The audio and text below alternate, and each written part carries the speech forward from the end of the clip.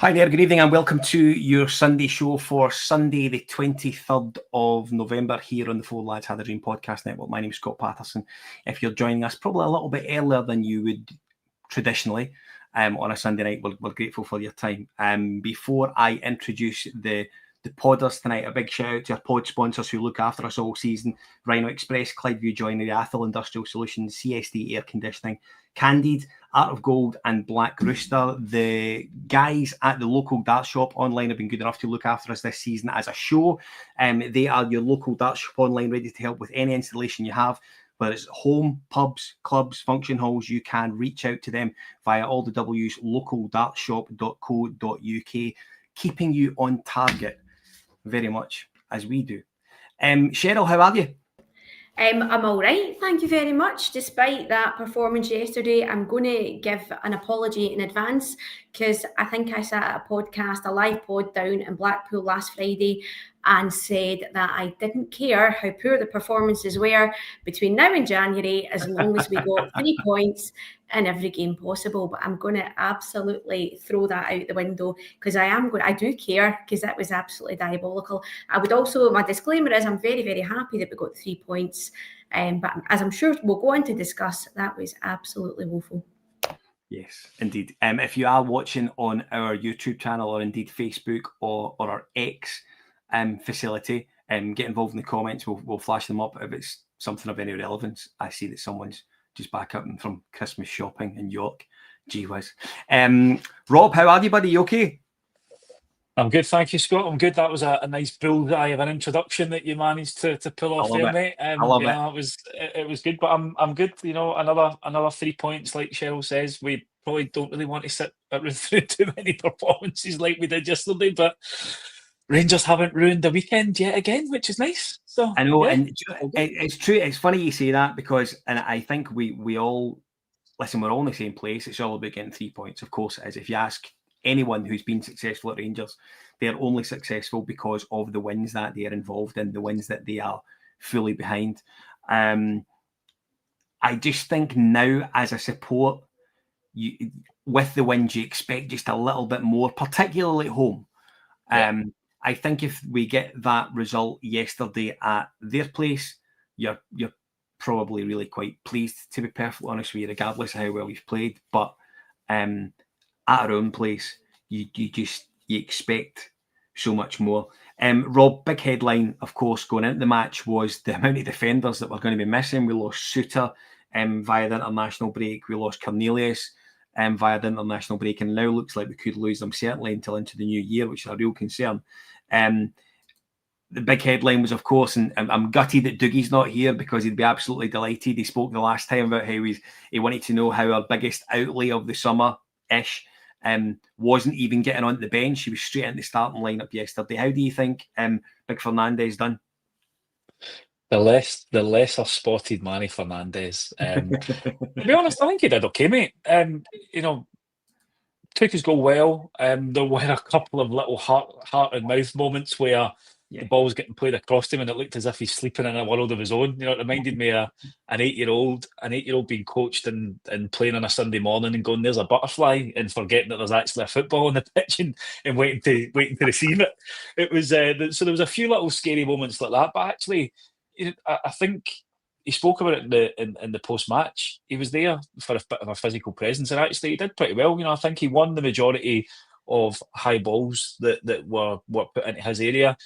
Cracking header for the goal that he scored from Tav's corner, and I think he actually grew into the game.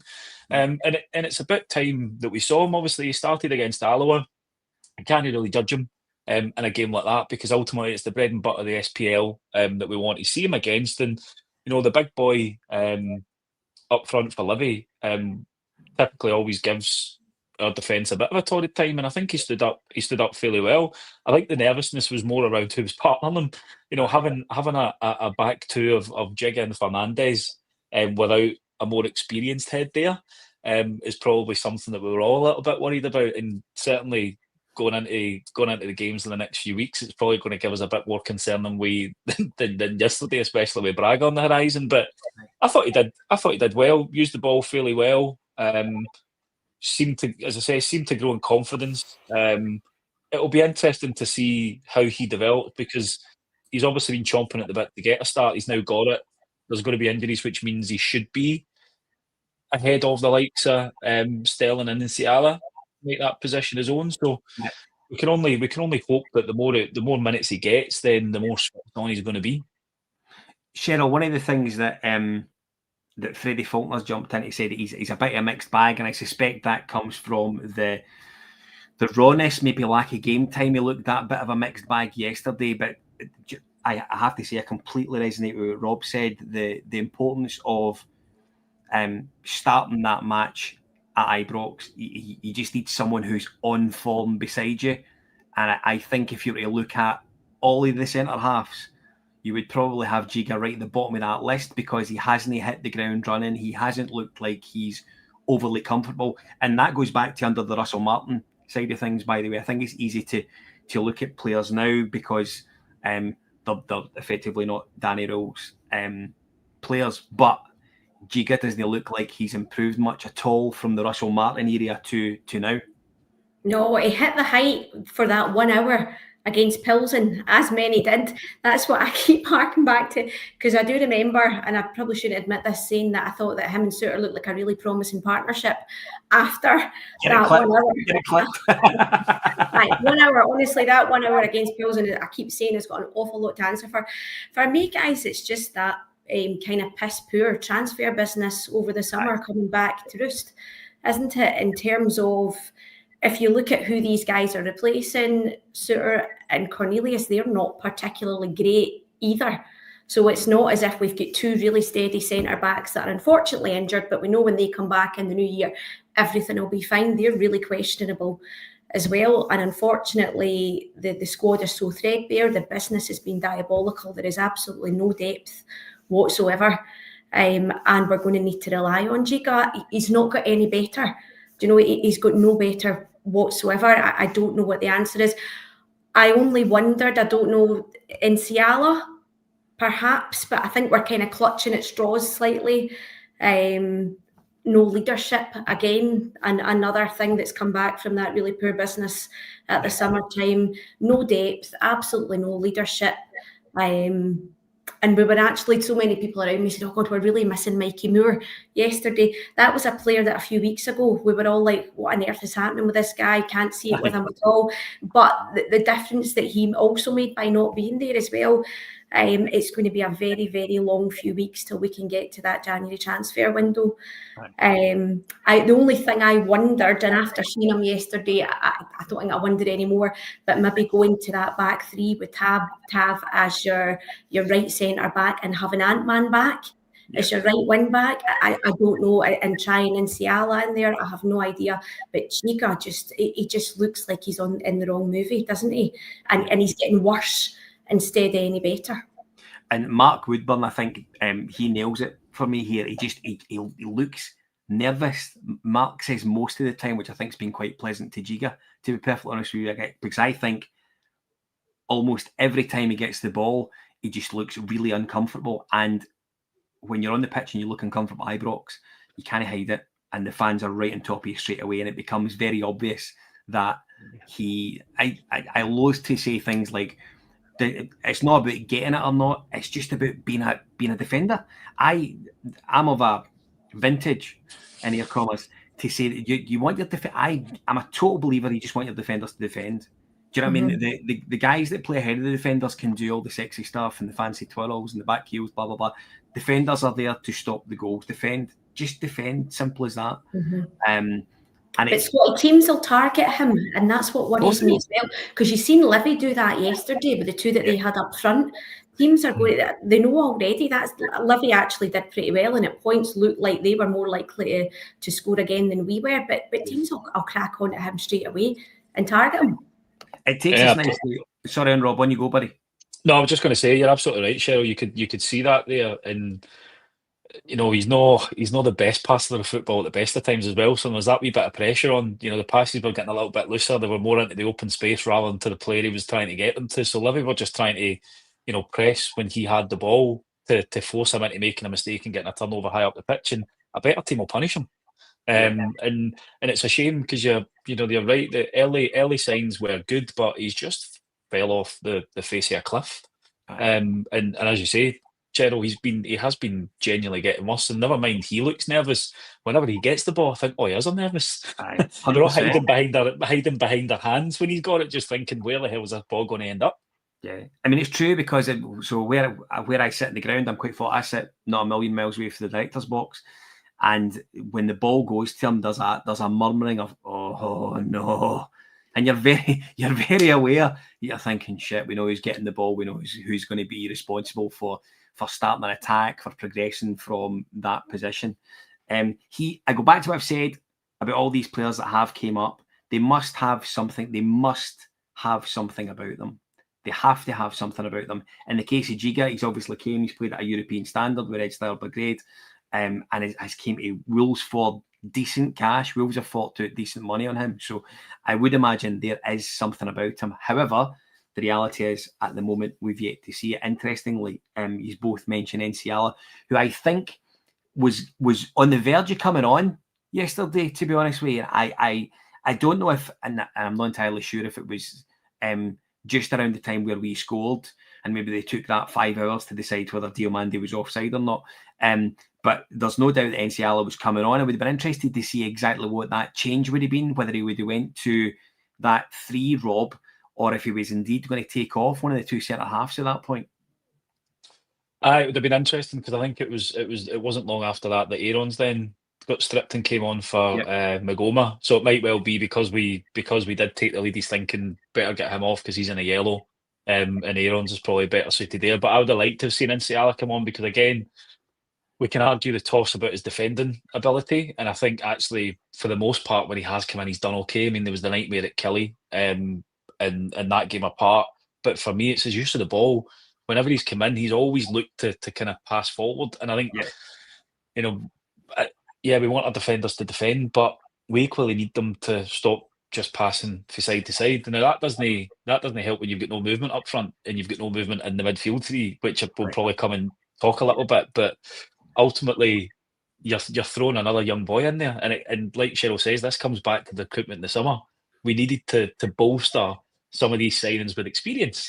And unfortunately, the experienced defenders that we've got are now injured and probably going to be injured till middle of December.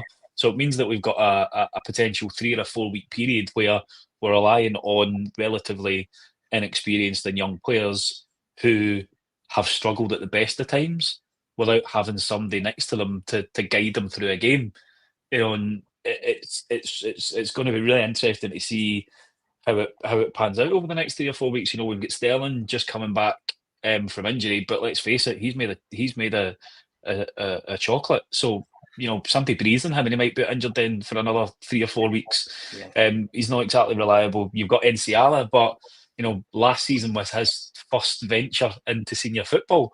So he's only played maybe 9-10 games worth of football at a senior level in his career. And then you've got the likes of Giga and Fernandez, who sometimes look like Bambi on ice and sometimes look like absolute animals that will take somebody out, as well as look at them. So it's going to be really interesting to see how Danny Rule shapes up the team. And the 3 makes a bit more sense because you could probably move Tav in one, and then you've got options as to who you play right wing back. But let's face it, who are we talking about that's going to take his position then at that point? What, Aaron's? Ant-Man going back there? It doesn't exactly leave us with loads of options, unfortunately, to say, aye, that defence is going to be solid, isn't it? No, So listen, I completely agree. So the big thing for me yesterday, Cheryl, was we saw a couple of, I don't want to be too harsh on Fernandez. I genuinely don't. Scores a really good header. I think it's a fantastic header. And for someone at his build, height, that's exactly what you're looking for your centre half, of course it is. Reverse side of that is the goal we concede. And I think you can put it down to maybe the lack of, not a lack of match time, maybe just the lack of partnership awareness, if you like, between him and Giga. But it's one of these horrible goals that you never like to see your team concede, where the ball's just hossed up the centre of the park and not one of your centre half shows any sort of responsibility to go and deal with it. It's frustrating, that. I know you don't like to see it, but unfortunately, we see it almost on a weekly or fortnightly basis. So it would be great not to see it, but unfortunately, we see it all the time. For me, I thought Giga was a wee bit more to blame there, but neither of them covered themselves in glory, Scotty. Yeah. And it was just absolutely dire. Absolutely dire, and it's the same goal that we're losing time and time again. A wee shout out to Scott Fry though, because I thought certainly that was a set piece from the first goal that we managed to score, so he's earning his cash there a wee bit, but dire. And again, we're stuck with these guys at the back. We've mentioned it already, that the business dire, and this is unfortunately the position that we're in up until January, and it won't get any better. And I've seen somebody mention in the comments here about sending loan players back. Do we know anything about that? Is that something that we can do early and maybe get another couple of players in? I don't know. I'd be interested. I'd be surprised if there wasn't something in place to say that person A can go back to his parent club if he is, I love to say not enjoying it, but if there's just bits of the puzzle not going together, I imagine there is an opportunity for these guys to go back. The concern is we've got so many loan guys.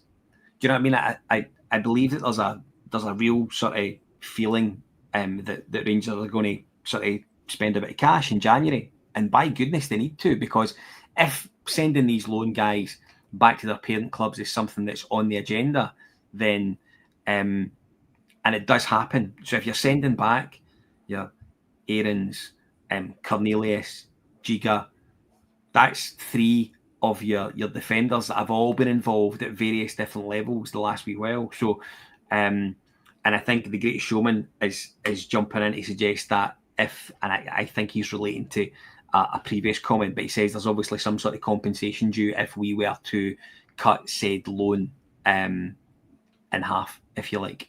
The same comes back with us, and I think Scott's Kearney has picked up on it, where he says that there's a suggestion, I think, in the morning papers this morning that Cortez could be on his way back. And do you know what I mean? Hallelujah! That's just what we need. Another forward-thinking player that can come back and do hee-haw. There's the signing of the season right there. Can't wait to see him back at Ibrox. Do you know what we are going to speak about? We are going to speak about the 3 midfielders, and we're going to come on it shortly. I do want to speak about Asgard and Diomande and Raskin, but we shouldn't miss Ant-Man and Danilo as well. And Gassama had a great game either. And when you I mean, that's 6 players that were all involved yesterday.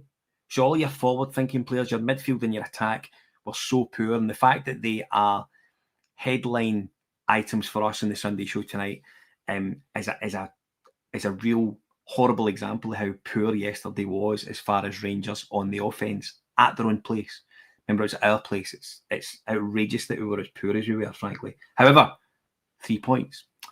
One thing I do want to say to you, Rob, and it's a reflection of the sort of character Fernandez is. Came out in I think the Rangers Review published something this morning to say that he actually approached Danny Rowe and has inquired about getting game time. Says a lot about his character. I appreciate he is not a youngster, maybe not got loads of football behind him, but he's not a youngster by any matter of means. Fair play to the boy for sort of putting his cock in the block, so to speak, and asking for game time. No, you've got to admire that, and I think it demonstrates that there's a player there that backs himself, and ultimately you've got to have that confidence to be able to come into a club like Rangers and think that you can perform at it. I think if you listen to his post-match, again, it's the old cliche that I thought he talked very well. You know, he spoke about maybe his desire about wanting to get into the team. People were asking about the pressure, and he's like, well, if you want to be at a club like Rangers, you need to accept that pressure, and you've got to thrive under it. I think the other thing that I really liked was the fact that he mentioned the side. You know, he is an absolute unit, and he spoke about, well, you know, the size arm, you'd expect me to be making first contact at a corner when it 100%. Comes in. He went, as long as the delivery's good, I back myself to get on the end of it. And I think there's a weapon there that you can use, because ultimately he got on the end of that one yesterday, and it was a bullet header. I mean, it was a cracking finish. Yeah. For us, the problem that we've had though is that quality into the box hasn't exactly been up to scratch. So the best set piece analyst and coach in the world isn't going to do it if we can't get it past the front man. Okay.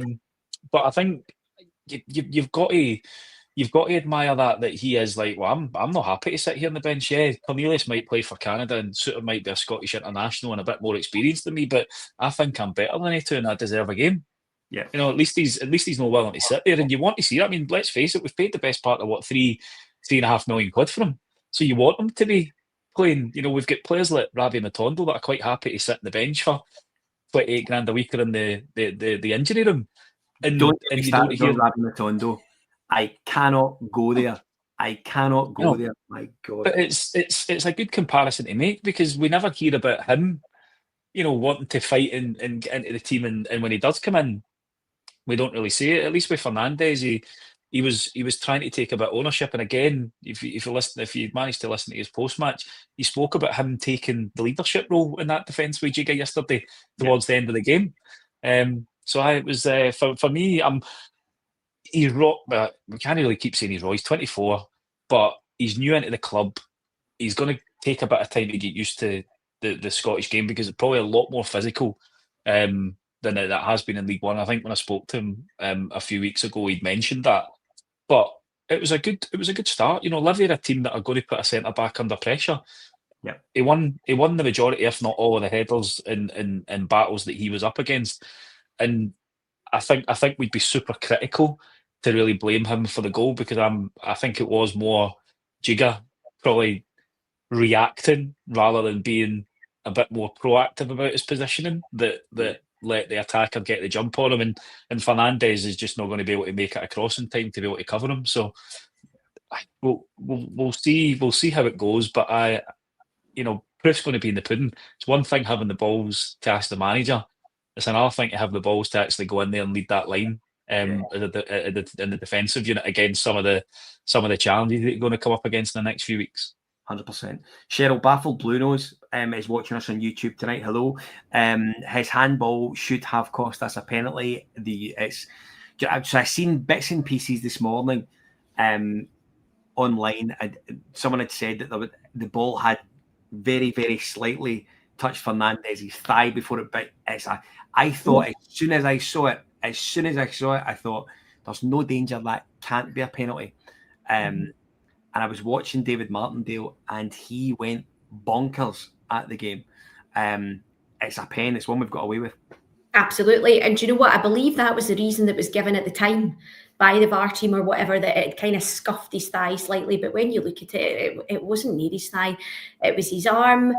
You're right, but I think what we've all complained about is the standard of officiating across the board. Yeah. And this is just another example. I cannot believe that VAR didn't look at that properly and identify that as a penalty, because we absolutely got away with 100%. But do you know the one thing that I did quite like? I've not heard anybody say that it's not.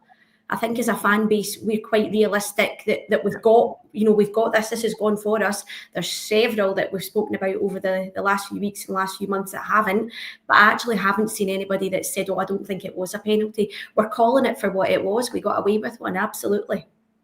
Rob, sorry, you go. So I was just going to say, I mean, I think it is just a sad demonstration of how terrible both our officiating and the people that are running VAR are.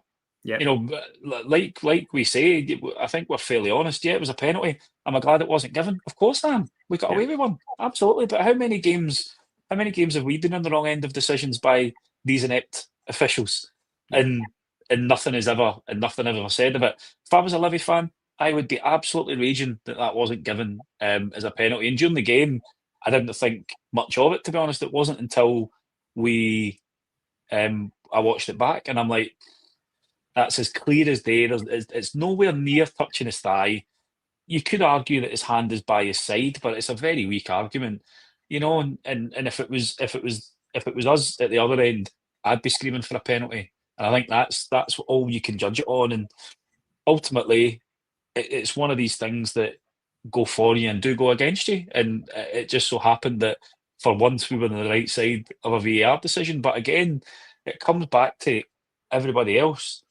We've got to do something about the standard of officiating. I think we've said it on this pod before. Ultimately, it brings the quality of the product that we're trying to serve up to the public, because people get frustrated. They games get changed on decisions that are baffling at best. When we've got the technology there, we should be using it, and it should be improving the game. If anything, it is taken away from the spectacle, and it's just making us all frustrated with it. And we keep then talking about the officials. The problem that we've got is nothing will happen to the people that were on VAR. They'll maybe get a slap in the wrist, and they'll come back and they'll officiate again. And Willie Collum will probably do a wee apology on his wee YouTube show with what's his face? Gordon Duncan. Aye, with Gordon, and that'll be the end of it, and it'll all get brushed under the carpet. Ridiculous. There's other decisions over the weekend that were terrible as well. Yeah. And it's a constant flow of terrible officiating. It's no as if it's no bias against one team. It's just how bad they are. Yeah. It's ridiculous. Sorry, I went a bit of a rant, but no, not at all. I completely agree with you. Every so often in Scottish football, we've heard about, and I'm going to show my age here when I say think tanks. And if anyone that's watching, they'll remember when sort of Ernie Walker, I'm sure it was speaking about the think tank. And to support that, you get guys that come out every so often and they talk about steering groups. It's high time that Scottish football clubs and their fans have some sort of collective steering group that go to Willie Collum and say, listen, this is a catalogue of really, really, really simple errors that your guys 2, 3, 4, 5 times, then they're looking at things and they continue to get things wrong. There has to be a proper look at how you guys are making decisions. And listen, I don't care when it could very well be an understanding things for us as supporters. However, it must be every supporter base. I'll give you an example. Hearts v Aberdeen this afternoon.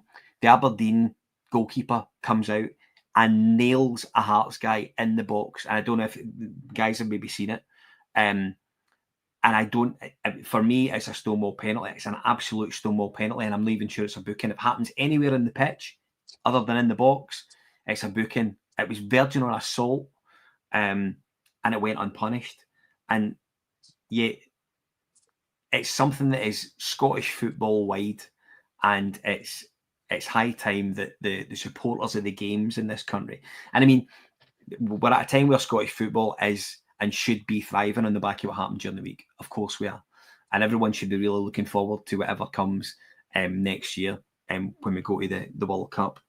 There's a good feeling there. We should be capitalising on that. And all the supporters should be getting together and going to Willie Collum and his band of merry men and saying, listen, you can't continue to see that you are not making an arse of this on a weekly basis. It's no back and forward. It's not once a month. It's every single week, and it has to be fixed. It's almost like we should have somebody in a position of power in the league set up, maybe a CEO of like the SPFL, who's responsible for trying to sell the TV rights of the product that's on the pitch. I think there used to be a guy in that position called Neil Doncaster. He used to earn quite a pretty penny. I think there's a guy in there now called the Invisible Man that runs the game because we never see or hear from him. But that's the type of thing that if I was in his position, I'd be walking down the corridor to go and knock on Willie Collum's door and say, are you going to get these guys to get their finger out? Because it's ruining my ability to try and sell this as a packaged product to broadcasters. All we're doing here is continually getting things wrong. The clubs are paying, and to be honest, we've half-arsed the VAR implementation anyway, because we can never bloody draw a straight line when it comes to offsides anyway. It's like, why are the clubs continuing to fund it? And if it's not going to add anything to the game, let's just go back to the way it was. Correct. But I completely agree. Don't worry, Kevin's compiling a dossier though. Did you hear that? Kevin is he? Well, yeah, he's got a dossier that he's been compiling. So we're fine. That'll be it sorted. I was going to make a joke about does he actually know what a dossier means, because that means he needs to like scout players and stuff like that. But let's not get into that, to be honest. I hope it's not beside his January shopping list, for goodness sake. Sheryl, I want to come to you about the midfielders in a second, but before I get to that, I do want to say hi to our local dart shop online, the sponsor for our Sunday show for the duration of the season. They're ready to help you out with any darting installation you have at home, in your pubs, in your clubs, or on your function halls. Check them out now, all the W's, localdartshop.co.uk. They will fix you out and keep you on target. And see that on target line? Just made that up before I started 7, absolute doddle. Sheryl, one of the big things that I was really scunnered about yesterday, and I put a message into the Four Lads WhatsApp group, sort of trying to make an example of my scunneredness. Tello, Dio and Nico just won't do together, will they, at all? Which is incredible when we think back to our dear departed colleague Douglas, and who isn't dead, by the way. We should say he's not dead. No, he probably should be after that premonition a few weeks ago that, let me get it right because I don't want it to come back. Was it potentially the best midfield in the country? Or was it Britain? Bob, you help me out. I think it was in the whole galaxy and universe, actually, Sheryl, to be honest. He went that deep, to be honest. I think he likened them to a mixture of prime Busquets, Pirlo and Iniesta. Now be careful, the lawyers are watching. So, I mean, I go back to what I say, Sheryl, the three of them, I genuinely think yesterday should be the last time we see the three of them play together at Rangers. I honestly do. I thought they were that poor. Absolutely. I'm going to focus on Asgard because I remember, and I hate when people do this, but I'm going to do it tonight because I remember, I think it was after the Hibs game in the Cup. I singled him out. I remember the Hearts game the week before that. He got hooked. I think it was the beginning of the second half. Not again, he's another one. He's not getting any better at all. And you maybe thought with the change of the manager, was Russell Martin playing a wee bit deeper than he wanted to play? But it's still the same things with Asgard. He's far too pedestrian. He wants far too much time on the ball. He just looks like he's no arsed at all. And for me, I don't know if it's maybe if he was surrounded by better players. But for me, he's a luxury player, and he's a luxury we can't afford because we don't have anybody around him that's able to bring him into the game or make him look a wee bit better. He just gave nothing. He gave absolutely nothing yesterday. I thought that Raskin was rank as well. He lost the ball. Fair play, he won it back a few times, but he lost the ball. Nothing that Diomande was doing was coming off for him. Dire, absolutely dire. And for me, I don't know what you guys think. There's obviously something going on with him, but I would be playing Bajrami in that 10 role instead of Asgard because in the short time that he came on, he offered far more than Asgard did. And do you know what? I was actually sometimes Rogue's substitutions at half-time I don't like. I thought they kind of spoiled the game at Dundee last week, but I think yesterday he did the right thing by just getting Asgard off at half-time because he just offered nothing. So James Murray, who's watching on YouTube, this is exactly where I am with it. You get the feeling that Asgard probably isn't bothered if he gets subbed at half-time or if he even doesn't start, and he does. That's exactly the impression that he gives, and that's probably hugely unfair, and I'm sure it's not the case, but he gives that impression that he's not really that fussy if he plays or not, Rob. I don't know if you're in the same place as that, because every time he goes away to play with Haaland in Norway, you're reading about how good he was and how dangerous he looked and how he was on the front foot and he was anything but a luxury player, whereas we're talking about Asgard appearing as a luxury player in a home game against the team at the bottom of the league. He should be squishing it. He should be absolutely breezing through these games, and he just looks. He's just dilly-dallying for me. He just doesn't look like he's interested. There's a player that isn't playing with any real urgency or kind of wanting to get on the front foot at all when he gets the ball. He's trying to take too many touches. Thinks he's got much more time on the ball than he's actually going to get in Scotland.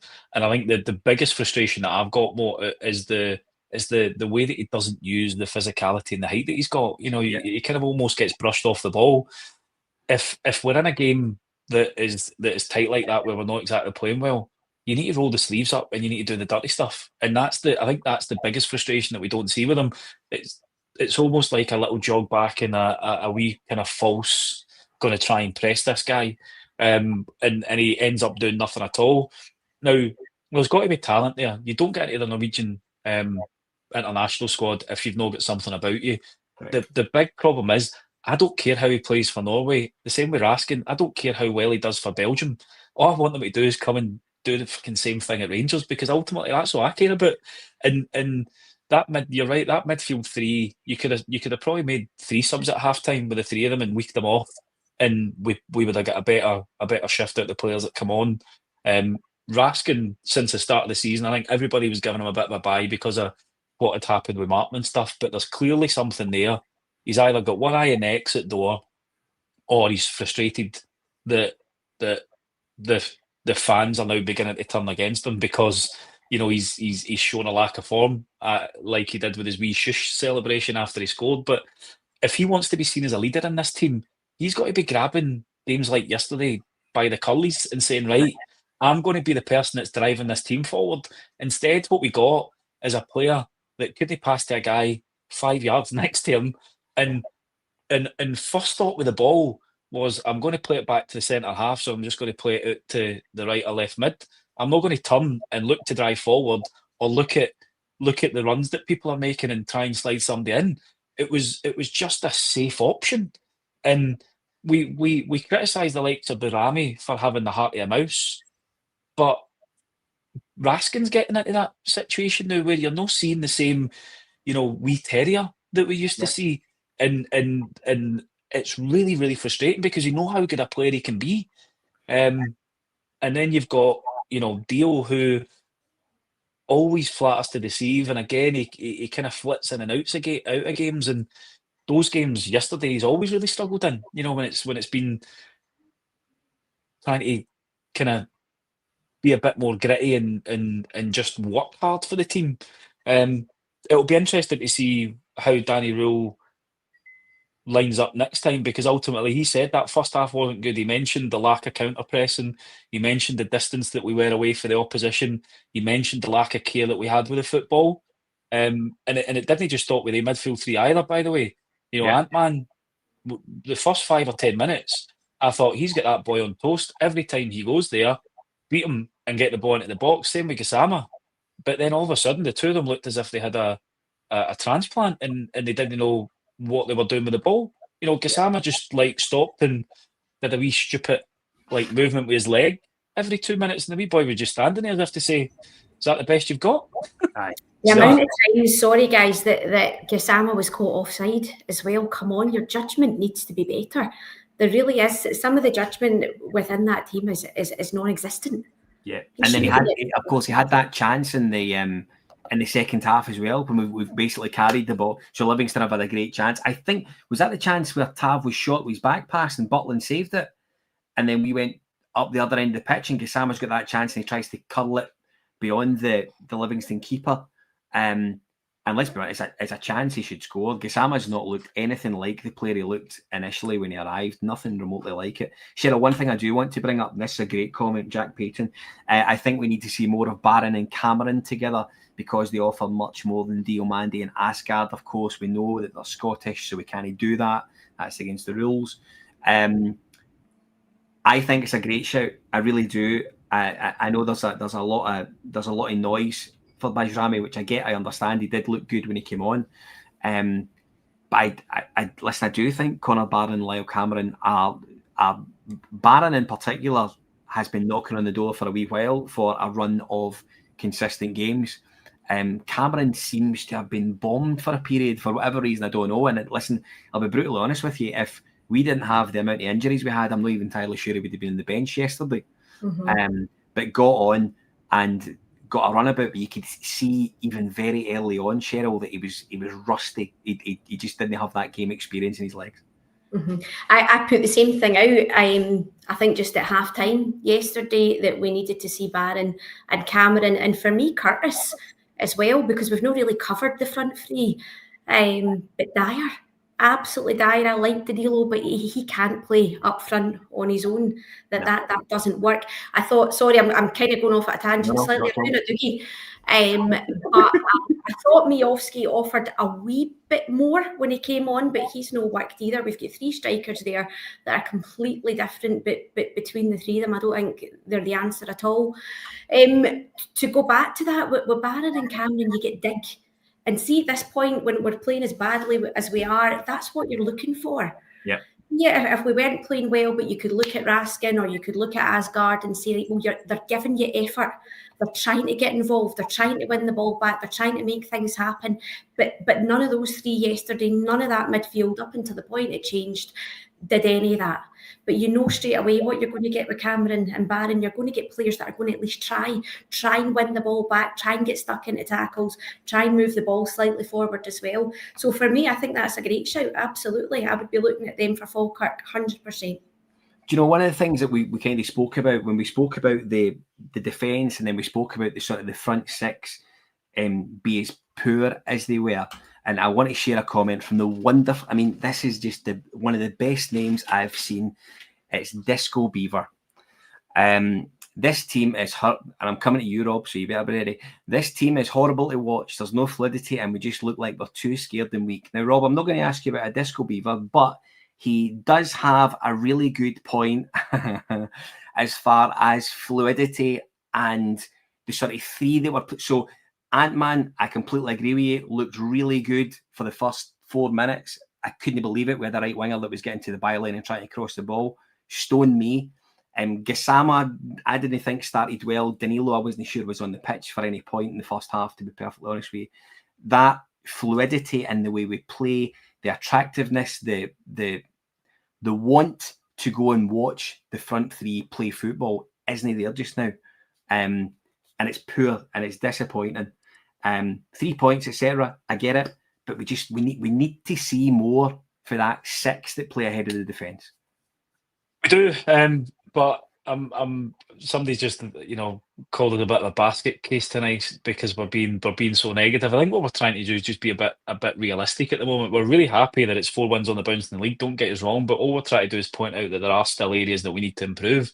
Correct. And I think ultimately we're going to be in for more of the same over the next few weeks, because if you look at the run of fixtures that we've got, there's actually not much time that Danny Rowell's going to have with the team trying to unpick the shit show from the previous coach in the early part of the season and imprint his ideas into this team. Yep. The first thing he had to do was come in and make us solid. And I think for the most part, apart from a couple of little dodgy moments yesterday, we have been, ultimately there was probably one save that Butland had to make after Tav slipped and the boy Yengi goes straight through. Saves it, happy days, we got away with one there. But in the majority of the other games, we've been fairly solid. We haven't been shipping as many chances as we have been. The next bit, you're absolutely right now, it's looking at how can we be a bit more fluid and connected going forward in the attacking positions. And I think the frustration that I had yesterday was there was so many times where ball was maybe out at right back at Tav or Magoma in left back position. There was little to no movement from our midfield three and our front three to try and, bring and come over to this side of the pitch. There was a massive gap between like Tav and Ant-Man on the right-hand side where we're playing, but nobody was coming in to try and, take a wee easy pass or knock the ball off. It was just back to the bad old days of where we were really, really static and there was no movement in the team at all. Now, you expect not to get much space for Livy because they're going to sit in a bank of 5, a bank of 4 and say, right, it's up to you, Rangers. You need to come and try and break us down. The only way you're going to do that is by short, sharp passing, movement off the ball, and trying to bring those players out of position so that teammates and other players can take advantage of that and break in. We didn't have any of that yesterday. So unless we start seeing that and players begin to believe that they've got the capability and skill to do that, we're going to be in for a few more performances, I think, like we've seen yesterday. The main thing is that we've just got to keep the results flowing in, and I guess it's going to come back to that word hope, that it begins to click for some of these players. Ultimately, we are still lacking in quality in some of these areas. I think it's been covered before. Striking options, you could arguably say we've downgraded massively from where we were at the start of the season with Dessers and Igaman. Cherniti's come in for a fair buck and hasn't exactly looked great. Miovski is a player that is great when he's got space to get in behind, and there was a couple of times yesterday where he managed to exploit that, one of them for the goal, but he's not going to get that in the majority of games that he plays in, so he's got to change his game to be able to get used to receiving the ball with his back to goal and trying to bring in teammates, but you can only do that if they're willing to be runners. And there was so many times, even in the first half, when Danilo had managed to win a header to flick it on, there was nobody running beyond them. There was nothing there for him to try and play off. And I think that's the thing that I would suspect that Danny Rule has now got to focus on. He's got, right, at least we've got a bit of defensive structure and defensive shape with a couple of formations that we can go to depending on the opposition that we're going to play. How can we now get us thriving a wee bit more with the kind of forward players, the midfield and strikers, because defence is almost sorted until we see how Jig and Fernandez are going to play over the next few games and injuries apart, etc. But I think we need to realise, I mean, how long's he been in the building? He's not had many free weeks to actually train and get the players used to what he wants. I think the key thing is the things that I hear from him make me positive, because it is about being on the front foot. It's about not giving the opposition a minute's peace. It's about trying to recover the ball as high up the pitch as we can, which in theory should lead to more chances, more opportunity and more goals eventually. But you've got to have the quality to exploit that in that final third. I think that's the big thing that we're really lacking there at the moment. Yeah, no, listen, I completely agree with you. I agree with everything you said there. It's and it's funny, I do get the sort of the chap that said we were being overly negative, and I think it's just because you expect more. I just think it's because you expect more against a team at the bottom of the league at Ibrox. We've got no sort of right, if you like, to win, but we've got we. I don't want to say we deserve better. It sounds silly, but you expect a bit better. You expect a bit. I think the moment where we stop demanding better performances and against a team like Livy at home, we need to stop supporting Rangers, because ultimately that is a team that we should be swatting aside at home at Ibrox. That should have been a 4 or a 5-0 for us yesterday, with a quality team. And ultimately it wasn't, and that's where the frustration I think comes in. Yeah, we've had a pretty bad start to the season, but ultimately there's something there to play for. 3-4 weeks ago we weren't this positive. Now we're beginning to see the wheels fall off Hearts a wee bit. We've clawed the gap back a little bit. We need to start seeing a bit more quality, and that I guess it's just a little bit of frustration. We don't want to try and be too negative. 3 points, 4 wins on the bounce, all that sort of stuff, but we're used to being first. That's where we want to be again.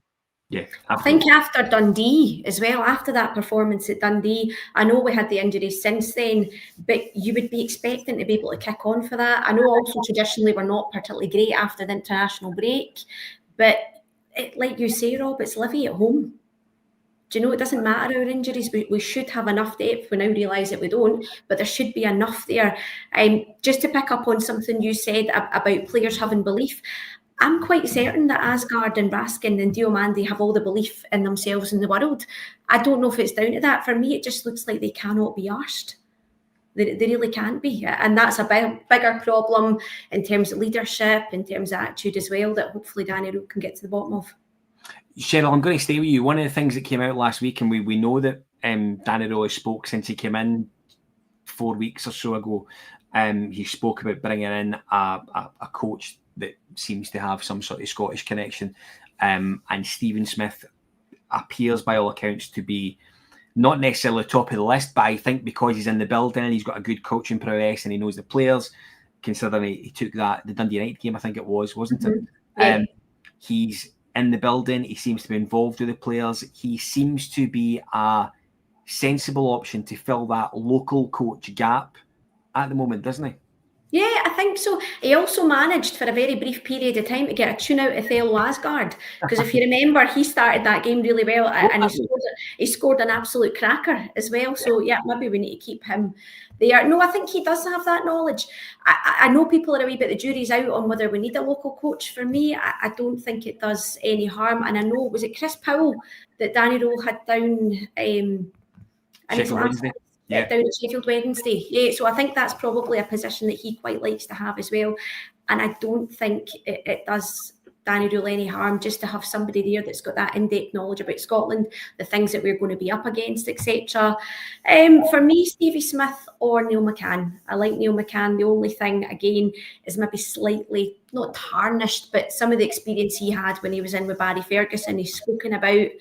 But I think Stevie Smith, he's in the job already, a good fit.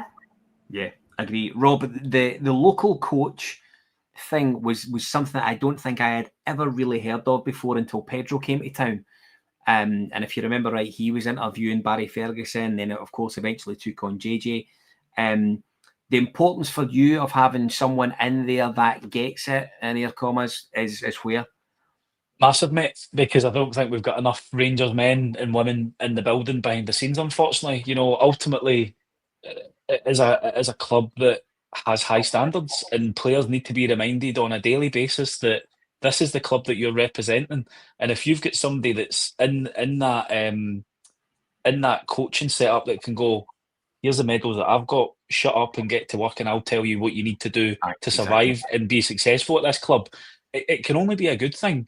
And I think it's something that does get overlooked. And it's even little things like the players that are around the building, the kind of representatives like Ferguson, like Haitley, even Jukebox and Marv, who are in the building. They can share stories with these players to say, listen, this is how we won, and this is this is how we got through periods where we were only playing well. If I was in the players' positions, I'd be picking their brains constantly, asking them about, the fans hated you because you didn't play well. How did you go over that? Especially somebody like Mark Haitley, who didn't exactly have the best start to his Rangers career, but then is now held up as a legend. So I think for us, these players don't really understand Rangers as a club because we haven't been the most successful over the last kind of 10 or 12 years, and they only really get it when they come into the building.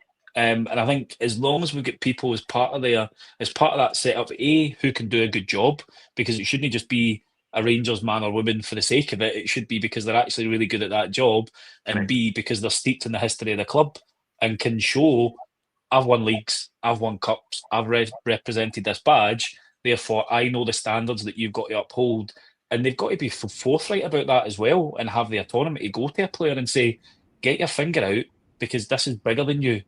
Like what we always said, Rangers, playing for Rangers is the only time that you put yourself second. And it's Rangers that you put first. So the players need reminded of that, and you've got to have that bit of DNA, Rangers DNA, running through the backroom team and the backroom staff in the building to be able to kind of remind them of that. Yeah. Sorry, Scotty, can I pick up on a comment that James Butler said? Because as Rob was speaking, I agree with everything that he's got to say, but that came through my mind as well. I don't know if this generation, I think the way he words it is excellent, would listen to somebody like that. Yeah. Do you know what I mean? That's my only concern around it. And I think we know that Barry Ferguson had issues with Igaman, and I think there was a few kind of rumblings, if you listen to Billy Dodds, etc., they don't say too much, but there's the wee thread around that was a wee bit of the frustration that they had from their time there as well. But again, that's something that we want. I think Rob's 100% correct. We need somebody in there reminding these players of the standards. Yep. No, I completely agree. For me, if Stephen Smith's involved, I'm quite happy about that. I think it one thing we've heard for a long time is about pathway. You hear about pathway. These young guys are going to be this, that, and the next thing, and they never ever get to that stage. So I just wonder about having someone in who knows these players so well in the middle, acting as a sort of conduit between top team and academy. I think it's quite important. As a result, I don't think a Kevin Thompson would be too bad a shout to have in and around it. And alternatively, like you say, Sheryl, I do agree Neil McCann could be someone who would tick various boxes for that sort of local coach role. Sheryl, we've got 5 to go. The match coming on Thursday, Europa League, it's been disappointing. How do you think we're going to do? Where does it rank in importance for you really just now? Do you know what? I've said it several times. It was such a break for us at different points last season, wasn't it? No matter how kind of badly things were going in the league or how poor we'd been performing, you always had the Thursday to look forward to, because we knew that there was some kind of magic around these nights. No matter what was happening elsewhere, we'd be able to lift the game slightly. We'd get really brave performances from players that just looked like they couldn't be arsed in the league. But that's all but gone. Yeah. You know, I'm like that as well. I'm like that too. Yeah. And it's flat. You can sense that as well, Scott. You can sense that on the Thursday night, that anticipation and excitement and buzz.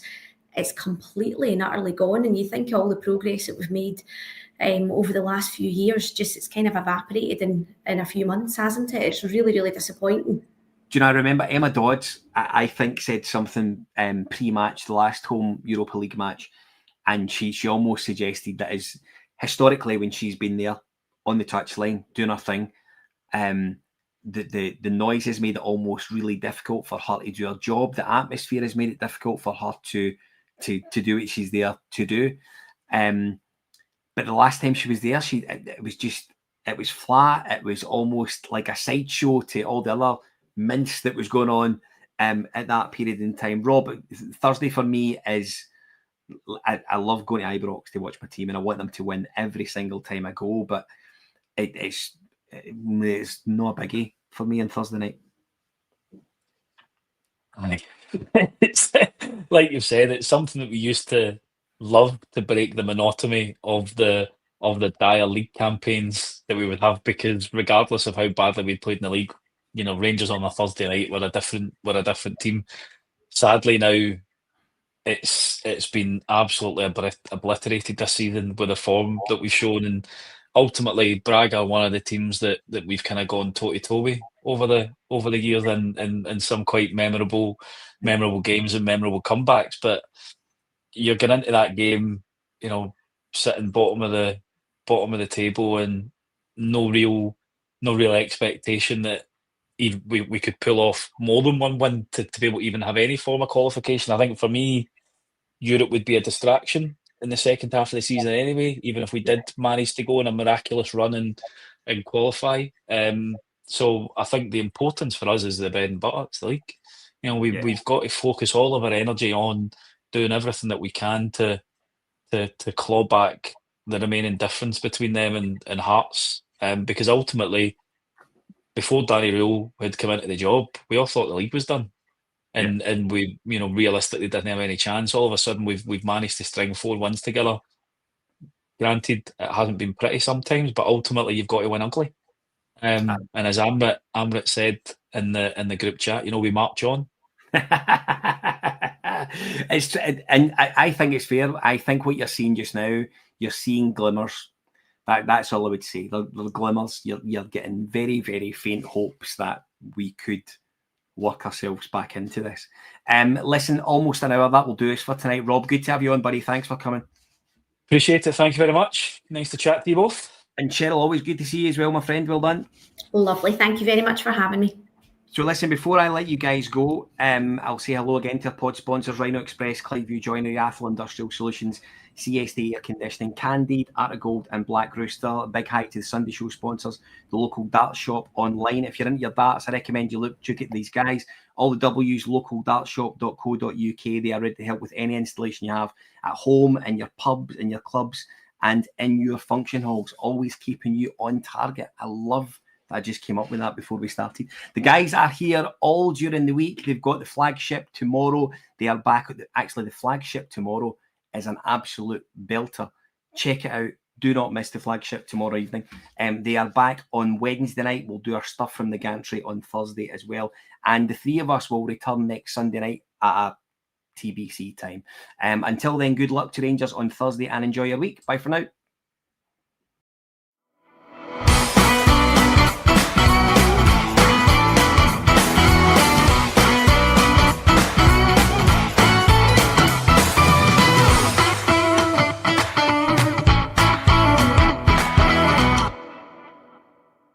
The Four Lads podcast is sponsored by Rhino Express, Clydeview Joinery, Athol Industrial Solutions Limited, and CSD Air Conditioning, in partnership with Black Rooster and Art of Gold.